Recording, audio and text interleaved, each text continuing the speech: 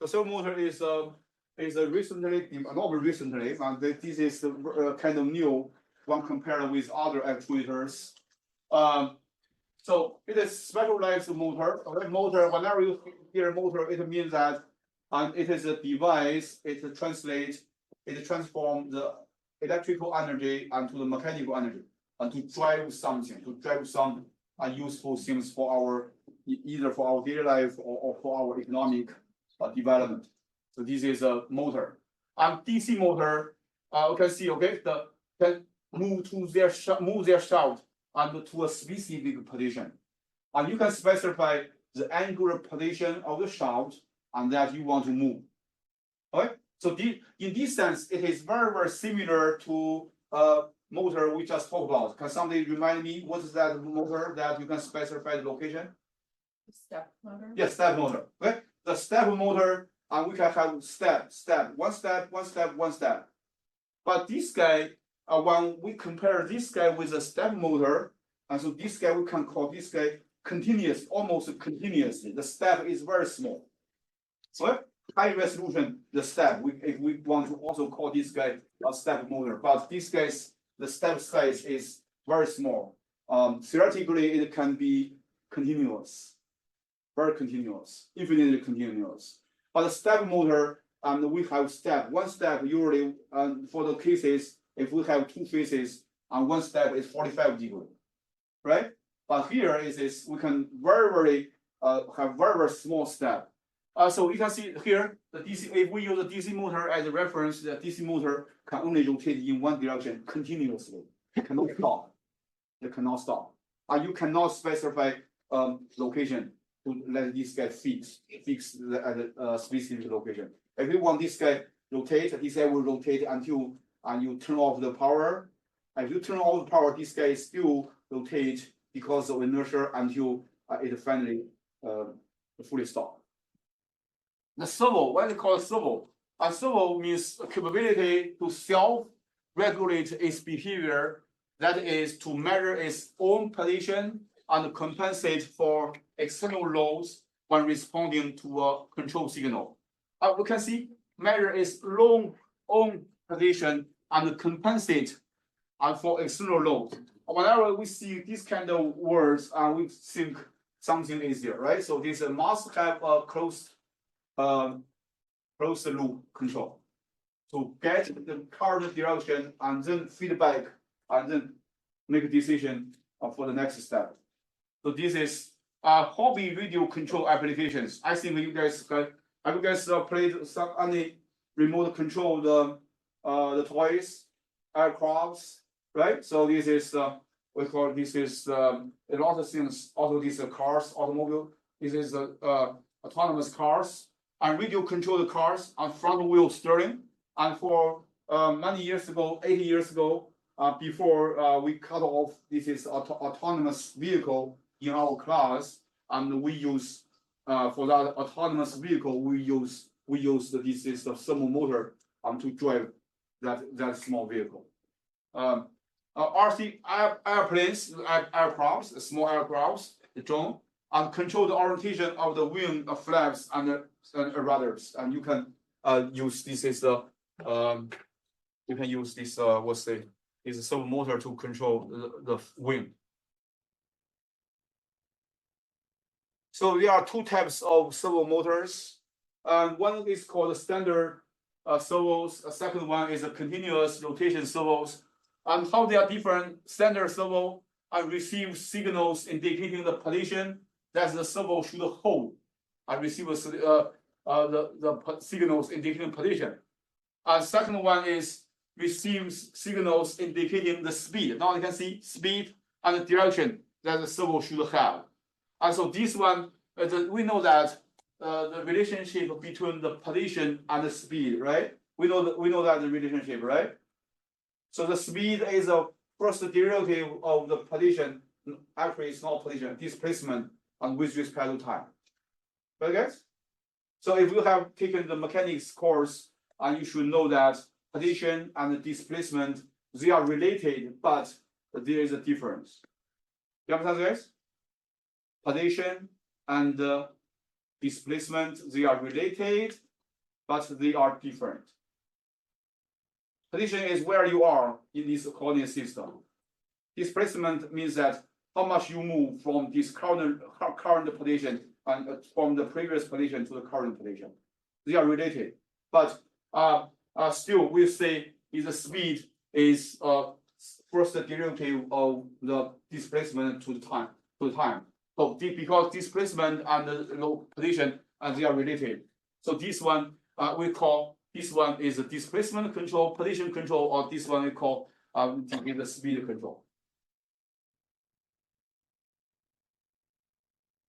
So here is actually this is exactly the same the rotor we used for the autonomous vehicle and we have used before. So this is a small one. So this is packaged by the vendor, and what we need to do is that we just wear this system to our breadboard on this is a vehicle. So you can see DC motor integrated package with 3 extra elements there.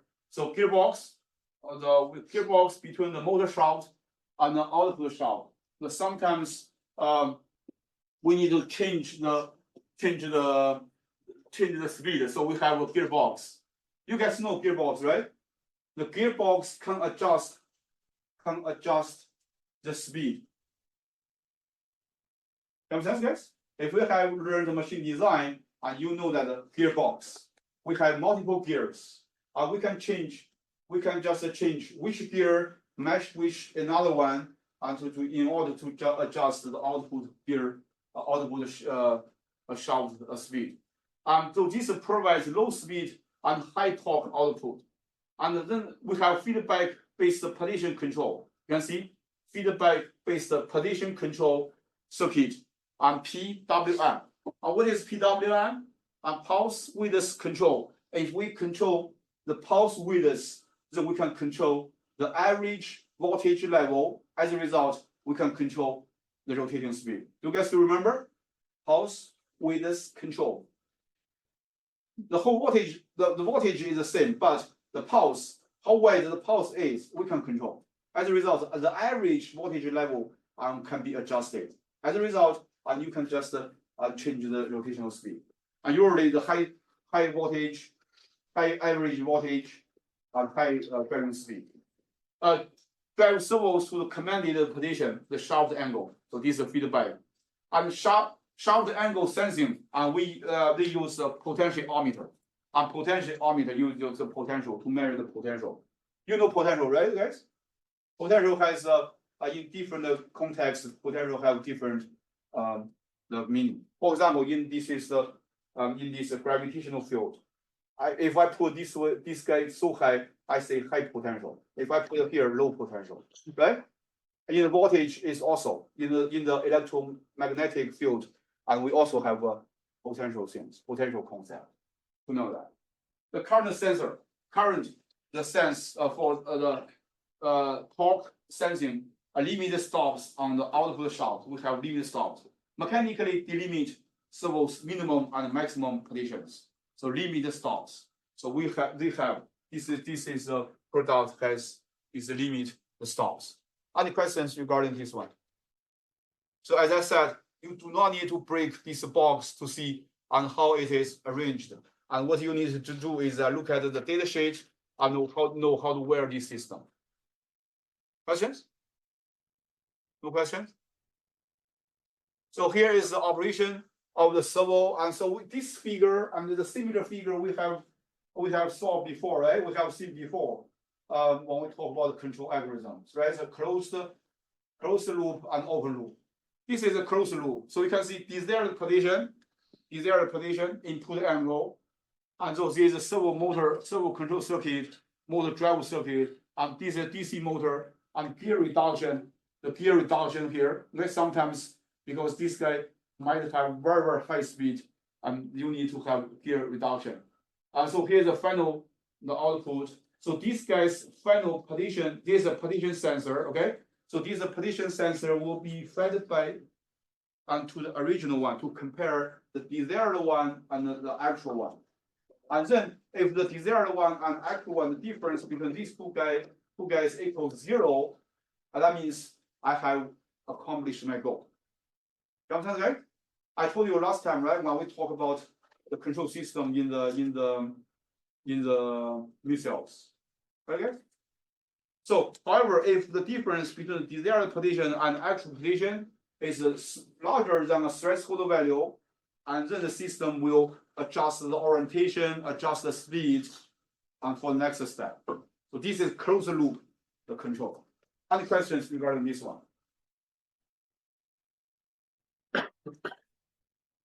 No question? No question. Let's look at another one. So here, on how to control is a servo. So input is given as electronic signal as a series of pulses. This is not continuous the signal. This is the pulses. One pulse, one pulse, one pulse. The length of the pulse is interpreted to signify the control value, the pulse width modulation. Pulse, okay? So we have pulse. We use this one to control. This is the average voltage level. The width of pulse must be accurate, microsecond. So this is very, very precise. So otherwise, the motor would jitter or go over its mechanical limits. So the duration between the pulses is not as important as possible. When no pulse arrives, the motor stops. So because this pulse width modulation. So here is on how we have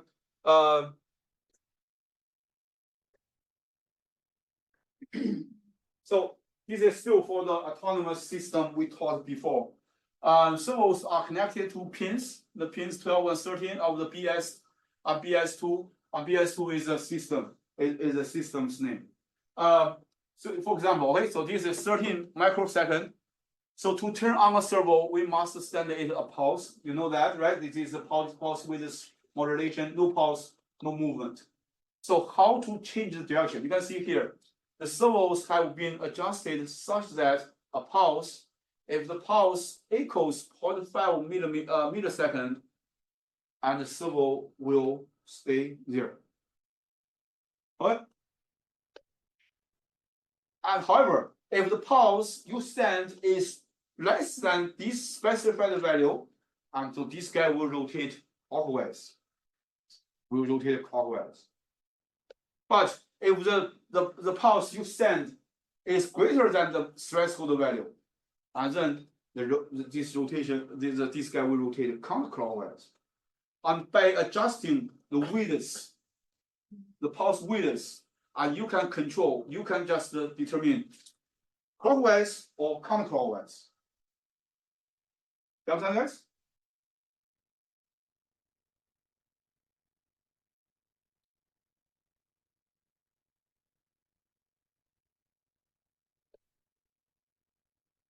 So previously we have a program, we have a assignment lab, and I just use the tape, the dot tape, and to have the curved shape on the floor. And then I ask my students to program the autonomous vehicle to make sure this guy can follow this is the curved path exactly. This is what we did before. But this is robot locomotion is necessary for getting the robot to a particular position and having robot following a particular path. This is what we did before. And path following is more difficult than getting to a destination. And some paths are impossible to follow if these paths they have very, very sharp. If these swerves very, very sharply. And some paths can be followed, but only with discontinuous velocity and stop, turn, and go. And also parallel parking. So I have never used this one for my students, but other professors give students a parallel parking per day.